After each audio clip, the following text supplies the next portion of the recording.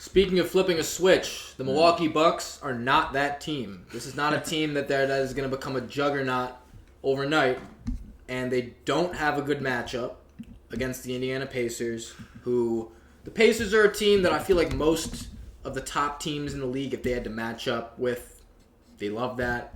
They're not really that scary for whatever reason. It's the Bucks, and these teams don't like each other. There's this kind of extra energy in the air when they play, and the Pacers win. They went 4-1 this year in the season series, including a play-in game, which was basically the Bucks at their best. That was like when they were peaking, and the Bucks, they were 30-11 when they fired their coach, Adrian Griffin. They didn't even get to 50 wins. They're playing terrible basketball. They look old. They look slow. It's the easy pick for me to pick Indiana in this series as an upset, which they're not favored, I don't think. I don't know this still. It all also, the status of Giannis totally plays into this here because he is like superhuman recharge guy, gets hurt, comes right back. We saw him like twist his knee the other way in the conference finals. And then came back 2 games later in the finals, and he looked like Giannis. So if Giannis is playing, he's probably going to be Giannis. That being said, this is a calf strain injury. This is not like an easy, shake it off type of thing. It's not like an ankle necessarily. This is not something like, I don't think he's going to play in the first game. I don't know exactly what the status is. I think they're still monitoring it, but it's real, and it's not going to be something that doesn't play a part here. And if the Pacers don't have to worry about that, I mean, this team has a real energy, like a real spirit to them. Tyrese Halliburton, he's not been the same player at all since the All-Star break. It's been like a total downturn, but at the same time, he's started to wake up recently. He's leading his team to wins. He's not necessarily the big scorer guy, the big, hit 5 threes every game. He was on fire to start the year. Now he's kind of playing more so floor general, like rather than shooting the ball 20 times, which is what I always liked about him. Like, he didn't need to score a million points, but before they get Siakam, he has more of a burden to score. Now, spread the ball around a little bit more. And this is a different team now with Siakam and not Buddy Hield and Bruce Brown that they had when they were playing the Bucks. This is, I don't think Siakam is matched up with the Bucks maybe one time. As a Pacer, going up against Giannis, but I think it totally helps them in this series because this is a very small team, or it was a small team. Acquiring Pascal gives them a guy to throw at Giannis. They already have Nesmith, who's going to play super physical. He's going to flagrant foul somebody, and there's going to be some scuffles. There's going to be some fights. If Bobby Portis and Patrick Beverley are on the court, it's going to get real entertaining. This is gonna be. I'm very excited for the series. This is another one that's just gonna be. It's just gonna be great. It's just gonna be pure cinema. And Tyrese Halliburton running an offense, just always fun to watch. It's gonna be like fast versus slow. Pacers push the pace. It's in the name. The Bucks don't have point of attack defensive players. Who are you putting on Tyrese Halliburton? Malik Beasley is getting that assignment the whole series. I feel great about that. If I'm a Pacers fan, if I'm Tyrese Halliburton. On the other side, if you have Halliburton, you stick him on Beasley in the corner, that's one guy that you don't have to worry about. They're probably going to switch hunt him, but still, it's Malik Beasley. Dame, what's going on? Like, he's not... I was waiting all year for him to flip the switch because Dame, first half of the season, okay, it's an adjustment, new team. You don't have to do as much.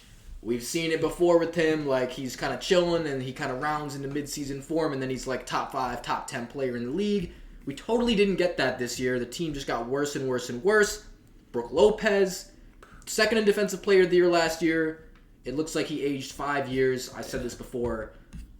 He's been like, he's going to get targeted and probably put in every pick and roll. He's just too slow to play in this series. I could totally see him getting played off the court. Definitely can. And then if that happens, Giannis is your only rim protector. If Giannis is even playing, if Giannis is 100%, there are too many question marks.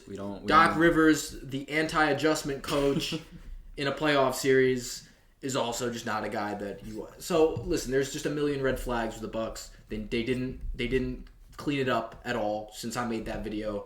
They just only got worse and started losing games, and now they have to flip a switch. An interesting thing is these teams have not played each other as Doc Rivers has been the head coach. Not once. That is an interesting thing. All of their games happened while Adrian Griffin was their head coach. And while Siakam was not on the team. Yeah, like these are different teams. It's really hard to take what we saw earlier in the season and want to translate it, because honestly, both these teams are playing completely different. It feels like the Pacers have even like gotten better on defense than they were back then. Yeah, I mean, especially with the addition of Siakam, they got he's bigger. helped that. They're not playing as fast necessarily, but they can play fast. They will try to play fast in this series. It will be interesting to see how the counter is, because in the playoffs, it's always been said that that's when it gets slow. How's their half court offense gonna look? Right. I'm hoping. I mean, I got a decent feeling it's gonna look good, just because I'm not crazy about the Bucks defensive pieces, as you pointed out. But for the Bucks, what they always relied on was the play of their superstars. That was their whole goal for this season. Once that trade happened, it was, we don't have defensive pieces. We have Giannis, we have Dame. They should be good enough to get us to the promised land.